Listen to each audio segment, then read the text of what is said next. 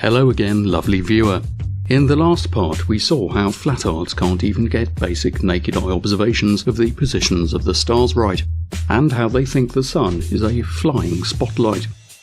We also saw how, as with the stars, Flattards can't get the altitude angle of the sun right either, nor where it rises and sets at the equinoxes. In quantifying their altitude angle errors for solar noon at the equinoxes, we also found that maths itself offers striking clues as to which orifice Flattards get most of their ideas from. In this part we're continuing our examination of the flying spotlight idea, which Flattards seem to think is plausible due to a crippling lack of basic mental faculties. Let's go. So we looked at the Flattard flying spotlight circling above the flat Earth using the equinoxes as an example. But what about the solstices? At the June solstice, the sun reaches its most northerly angle for all observers, giving the longest summer day for northern observers at mid-latitudes, and the shortest winter day for those in the southern hemisphere. At the December solstice, the opposite is the case. You don't need to be told why, but Flattards do, so let's run through it. At each solstice, Earth's rotational axis is aligned towards the sun. Since the tilt of said axis is 23.44 degrees to the orbital plane, the most northerly latitude at which the sun can be overhead is 23.44 degrees, being the Tropic of Cancer. And if Flattards have been paying attention, they'll be unsurprised to hear that this occurs at the June solstice. Correspondingly, the most southerly latitude at which the sun can be overhead is 23.44 degrees south, and we're unsurprised, even though Flattards may be baffled, to hear that this occurs at the December solstice. A simple conclusion arises from this. At the December solstice, everyone outside the Arctic and Antarctic circles can record the noonday sun at an altitude angle appropriate to their latitude. 6 months later at the June solstice, they can do the same. The difference will be 46.88 degrees. But what should happen on a giant communion wafer created by a pan-dimensional thaumaturgist and illuminated by a flying spotlight if its inhabitants were to try this simple observation? Well, let's find out. They'll have to agree that the most northern and southern latitudes at which the sun can be directly overhead are the tropics of Cancer and Capricorn. And they've told us that their flying spotlight is 3,000 miles, or 4,800 kilometers, above their space biscuit. First up, we'll need to know how far away the tropics are from the equator, so we know where the sun will be overhead at the solstices. As we found last time, the distance from the poles to the equator is basically 10,000 kilometers.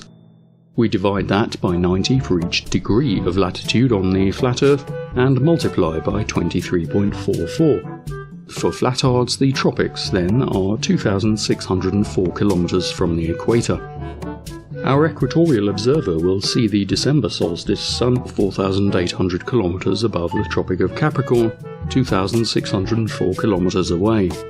The alert among you will already see that this isn't going to end well.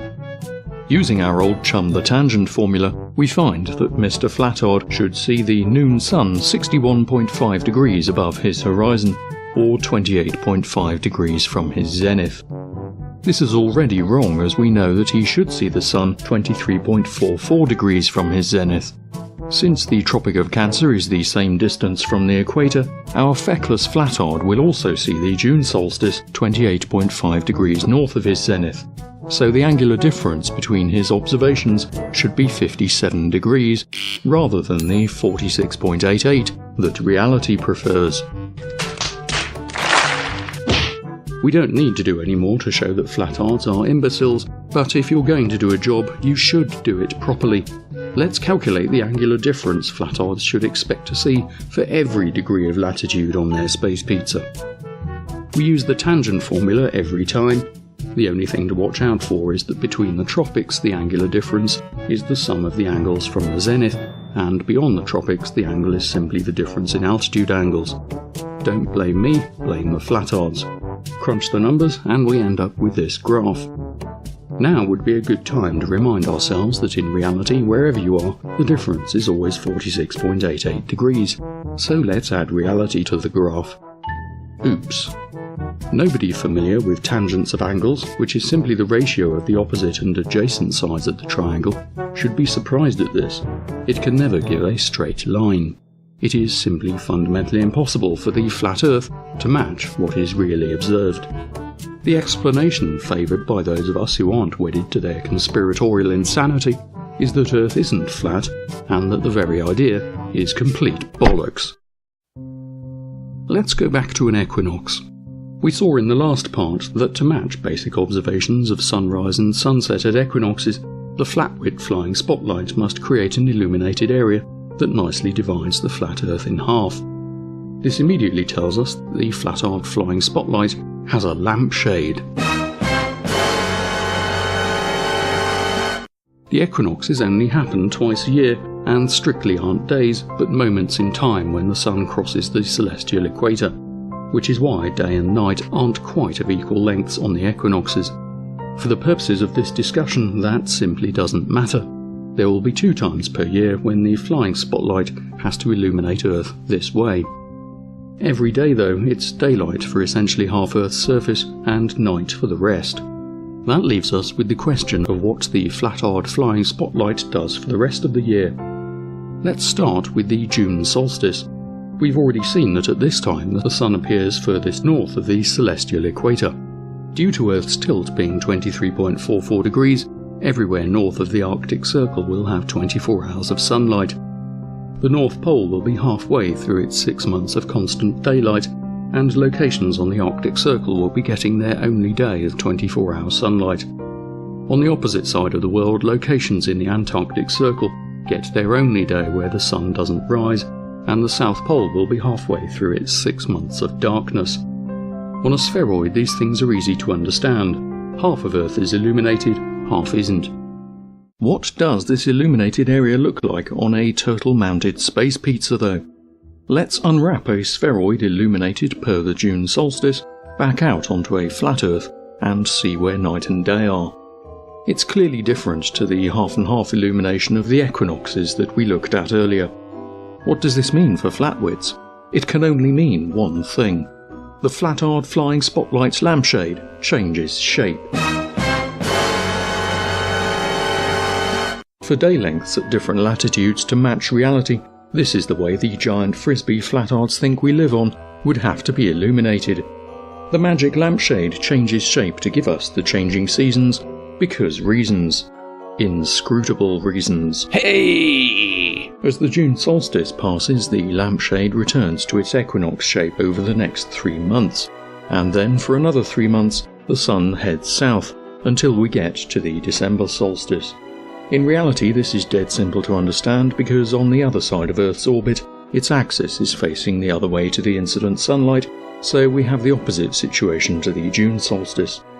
This of course means that everywhere south of the Antarctic Circle has 24 hours of daylight, and the South Pole is halfway through its 6 months of continuous daylight.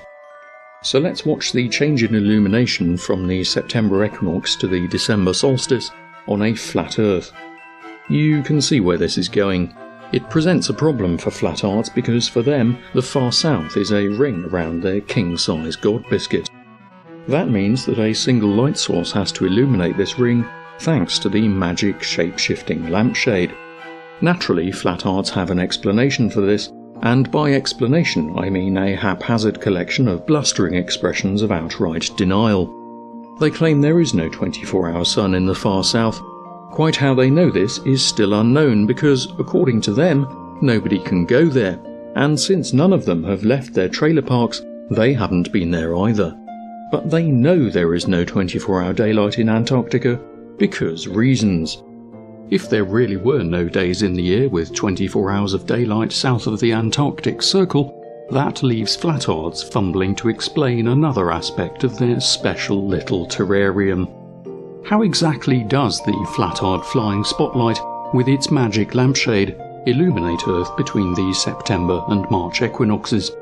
And what specifically happens when the sun is directly overhead the Tropic of Capricorn at the December solstice? Well, this is where they reach for their special pleading playbook, whilst pretending that ad hoc explanations have any value whatsoever. What they need to do is pull their fingers out of their arses and present a coherent physical model that explains the existence of a flying spotlight with a shape-shifting lampshade in the first place. It needs to be one that always produces a pattern of illumination, and hence sunrise and sunset times, at all locations on Earth and at all times of the year, that, by sheer god-bothering coincidence, are exactly what you'd expect from a spheroidal Earth with an axial tilt in orbit around the Sun. A simple system that any sky wizard worth its salt would have made in the first place. Hey! Until they have a model that can make the kinds of predictions that the rest of humanity has been capable of for centuries, there is no reason whatsoever to conclude that the idea of Earth being flat is anything other than delusional bollocks. In the next episode, we'll look at more ways that the idea of a magical flying spotlight doesn't hold up to basic scrutiny, as if being reliant on a magic flying spotlight wasn't enough of a clue in that regard in the first place. See you then.